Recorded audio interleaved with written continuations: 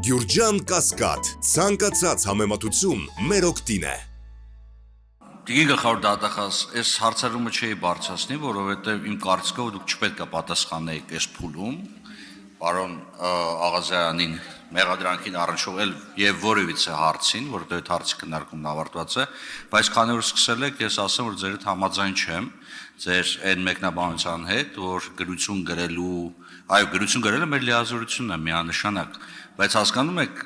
ես էլ եմ այդ հարցը դրում երեք հնչեցել պարոն Աղազարյանի հետ կապված, բայց ինչի եք ասում հետ վերցրագրությունը, այստեղ ես էլ եմ խնդիր տեսնում, բայց տեսեք, սա փոխկապակցել, այսինքն պատճառ-հետևանքային կապը գիտեք գրություն գրելու եւ հետ պահանջելու միջեւ այնքան էլ հստակ չի եւ խնդրեմ որպեսզի մեր լիազորությունները գրություն գրելու այլ կերպ մեկնաբանենք, որտեղ հակառակ դեպքում մենք կդադարենք պարզապես գրություններ գրել, մենք շատ գրություններ ենք գրում, իրականում շատ գրություններ ենք գրում եւ սա մեր լիազորությունների կարևորագույն յետերից մեկն է, բայց ես հարցեր ունեմ կապված պարոն Տարոն Մարգարյանի ներկայացված մեղադրանքի հետ։ Հիմա ճիշտ եմ հասկանում, որ նույն ֆաբուլայով, այսինքն նույն փաստական հանգամանքներով գործեր հարուցված է եղել, այդ թվում պարոն Տարոն Մարգարյանի նկատմամբ, որոնք կարճվել են այդ թվում եւ նախ եւ առաջ ոչ արդարացնող հիմքով, այն է վաղեմության ժամկետները լրանալու պատճառով։ Եվ դրա հիման վրա հաշվի առնելով գործերը կարճվել են, դրանից հետո մենք բերում ենք նույն ֆաբուլայի հիման վրա մեկ վերավորակում են գործերը եւ փողերի լվացման մեղադրանք ենք ներկայացնում, եւ եթե կան տարբերություններ, խնդրեմ ներկայացրեք։ Եվ երկրորդ հարցը, որը շատ կարևոր է,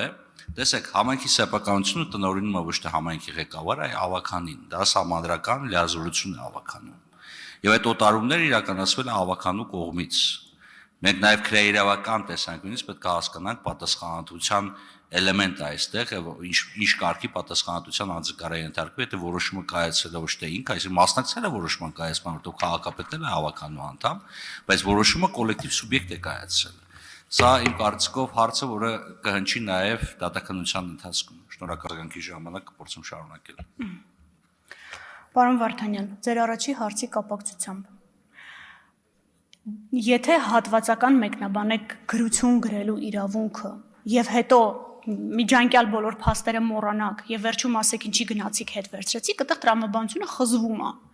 բայց միջնորդագրում նշված է, որ իր լիազորությունների շրջանակում խնդրել են իրեն, որ գրություն գրի, որպեսզի թույլ տան այդ քաղաքաշինական գործառույթը իրականացնեն, դպրոցը քանդեն, դե բազմաբնակարան շենք սարքեն, մի հատ էլ դպրոց սարքեն կողքը։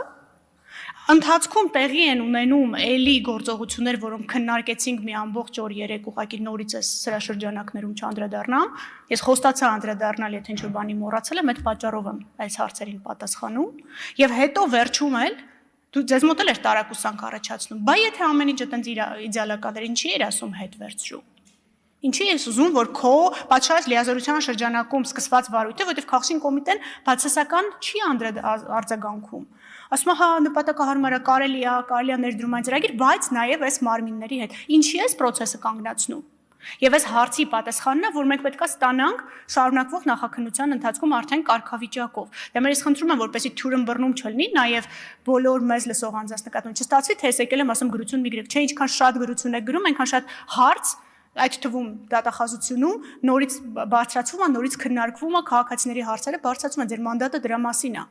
Բայց եթե խոսքը գնում է որոշակի առավելության դիմաց դա անելուն, այստեղ կարմիր գիծ է, որը քրեական օրենսգիրքը ինձ լավ գիտեք,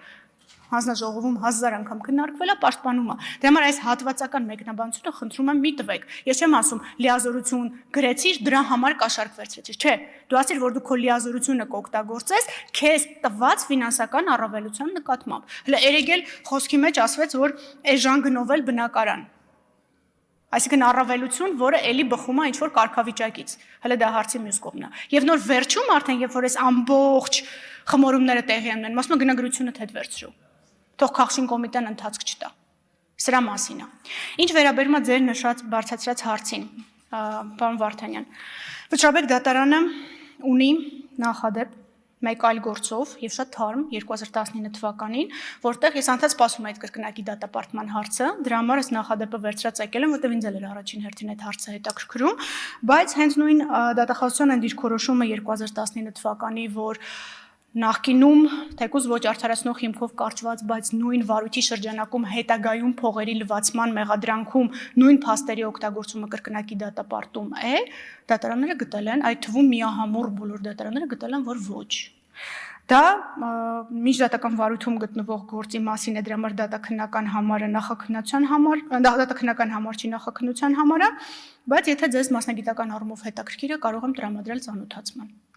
Սա կրկնակի դատապարտման մասով ձեր մտահոգության տեսանկյունից մի րոպե էլ կտակ պատասխանեմ վերջին հարցին։ Ինչ վերաբերում է համայնքի ավականուն, միջնորդագրում շատ մանրամասն նշված է, թե դպրոցի սահմանները վերաճշտելու ժամանակ, որ մեկը ինչա արել։ Եվ այստեղ չի գնացել ավականու որոշումներով, այստեղ գնացել է ձևական աճուրդներով։ Ինչ են արել, ասել են դպրոցի տարածքը ոչ թե x-ը, այլ մինուս ինչ-որ մի միավոր, եւ այդ ինչ-որ մի միավորը, ուրեմն պետական կառավարման կոմիտեի լիազորությունը չի, իդեպ երկու օր մամուլում շրջանառվում է, բա կառավարությունը ոնց է այդ տարածքները տալիս, շատ պարզ է, որովհետև կառավարությունն է որոշում ու հատկացնում։ Տվյալ դեպքում կառավարության որոշումն են շրջանցել, ոչ թե ավականու, պարոն Վարդանյան։ Այստեղ իրենք փորձել են ցույց տալ, որ սա ուղղակի համայնքի սեփականությունը եւ դրել են աճուրդի համայնքի սեփականությունը։ Ոչ թե օտարել են, ոնց որ երկու վկայակոչված փաստաբաններ վկայակոչվում, երկու վկայակոչված դպրոցների դեպքերով, որտեղ որ կառավարության որոշմամբ է դպրոցին հատկացված հողատարածքը հետ վերցվել եւ հատկացվել ներդրումային ծրագրի։ Իդեպ նույն Տարոն Մարգարյանի պրակտիկայում կա մի դեպք էլ, որը մեկ այլ քրեական վարույթ է, որտեղ որ Տարոն Մարգարյանը կառավարություն էր ուղարկել հարցը, որպես քաղաքապետ եւ գործել էր լրիվ իր լիազորությունների շրջանակում։ Բայց այդ մյուս վարույթում էլ ներդրումային ծրագիրն էր փոշիացվել եւ այդ պատճառով դարձել էր քրեական գործ։ Այսինքն ներդրումային ծրագիրը, որը խոստացվել էր, 3 կառավարության որոշումներով զրոյացվել էր։ Գիտեք, հայտնի Չայկովսկու դպրոցի հետևի այդ կաթսայատան պատմությունն է։ Այսինքն ասել, որ մենք իր օրինական ճանապարհը չգիտենք, ելի չի ստացվելու, որովհետեւ նույն ժամանակահատվածի 13-14 թվականների ուղիղ գրություններ կան, որտեղ քաղաքապետը գրում է, որ կառավարությունը կարող է այս լիազորությունը իրականացնի։ Հուսամ կարողացա պատասխանել։ Վիլեն Գաբրիելյան։ Ողջույն, արձագանք։ Շնորհակալություն, Իմ Վարդապետյան, շնորհակալություն, ես Աղազարյանի մասին չեմ անդրադառնալու, բայց ելի ասեմ, որ կարծես թե պարոն Աղազարյանը քաղաքապետարանից է ասել դիմում հետ վերցեք, ոչ թե Քաղշինից, բայց դա առանձին պատմություն է, գուցեև սխալվում եմ, բայց անդրադառնամ այս հարցին։ Տեսեք, հանրային քննարկում է, եւ մենք հանրությանն իրավական մանրամասները չեն կարող ներկայացնել, բայց առնվազն տեսնում ենք ձեր միջնորդագրի մեջ էլ, որ քրեական գործերը կարճվել են վաղեմության ժամկետներով, եւ դուք հիմա եկել եք նույն ֆաբուլայով, այսինքն նույն փաստական հանգամանքների հիման վրա այլ հոդվածով որակում եք, այլ հոդվածների հիման վրա, այլ որակմամբ հանցագործություններ հարուցելու, քրեական վարույթներ հարուցելու համար մեր համաձայնությունն եք ակնկալում։ Այստեղ է խնդիրը եւ հարցը հետեւյալն է, օրինակ ինչու ավելի վաղ չեն հարուցվել այս վարույթները, ինչու ենք սպասել, որ վաղեմության ժամկետներն անցնեն։ Պարոն Վարդանյան, Վճռաբեկ դատարանի նախադեպային պրակտիկային ինձ լավ եք ծանոթ։ 2019 թվականին Վճռաբեկ դատարանը դեռևս չուներ նախադեպային որոշում, որտեղ ասում էր, որ բավարար է միայն արարքի օբյեկտիվ կողմի նկարագրությունը որպես պրեդիկատ նկարագրելու համար։ Ասում էր, դու պետք է ունենաս 4 հանցակազմով հաստատված վերջնական մեղք, նոր դրա հիման վրա կառուցես, դա 2011 թվականի Վճռաբեկի նախադեպն էր, որը մինչև 2000 Հիշողությունս կդավաճանի 20 թիվներ, երբ որ Վճռաբեկ դատարանը փոխեց այդ նախադեպը Սուքիասյանի գործով եւ ասաց, որ ոչ, անհրաժեշտ չի, նաեւ այս իրավիճակները աչքի առաջ ունենալով, որ անհրաժեշտ չի, որ մինչև վերջին ստորակետը դատական ակտով հաստատվի, հետո նոր գաս փողերի լվացման հանցակազմ քննարկես։ Ենթադրում եմ 2019 թվականին ես չեմ պաշտոնավարել, բայց ենթադրում եմ այդ տրամաբանությամբ, որ պրեդիկատները ուղարկվել են դատարան, եւ եթե նկատեցիք 2024 թվականից սկսած, երբ որ բոլորը համաձայնվել են վաղեմության հիմքով հետապնդումները դադարեցնելուն, եւ ես էլ նշեցի, որ ինչքան էլ պնդում են դա բանավոր, բայց դատարանում մենք չունենք արձանագրում, որ համաձայն չեն եղել մեղադրանքի հետ, նոր դրանից հետո մենք արդեն իրացրել ենք երկրորդ կտորը եւ փողերի լվացման մեղադրանք ենք առաջադրել։ Եթե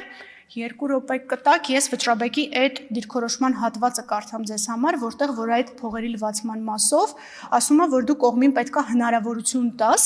որպեսզի իր իրավունքները պաշտպանի։ Իդեպ դատարանները տուժող կողմի ներկայացուցիչ չի բողոքի հիման վրա են այս որոշումը կայացրել։ Հա, կարելի է։ Խնդրեմ։ Դատարանն արձանագրել է, որ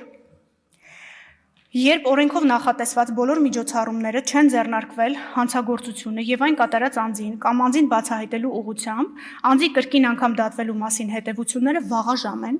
եւ չեն կարող պայմանավորված լինել բացառապես քննվող քրեական գործով առաջադրված մեղադրական փաստական կողմի եւ քրեական օրենսգրքի 190 հոդվածի 3-րդ մասի առաջի կետով այդ նույն քրեական գործի հարուցման մասին որոշման նկարագրական մասի նույնական փաստեր արկա լինելու հանգամանքով։ Վճռաբեկը ուղիղ ձեր հարցին պատասխանում, ասում է, այս դեպքում դու չես կարող սահմանափակել նաև այդ իրավունքը անձի, որը որ տվյալ դեպքում պահանջում է, որ բացի պրեդիկատից նաև փողերի լվացում է տեղի ունեցել։ Իսկ տրամաբանությունը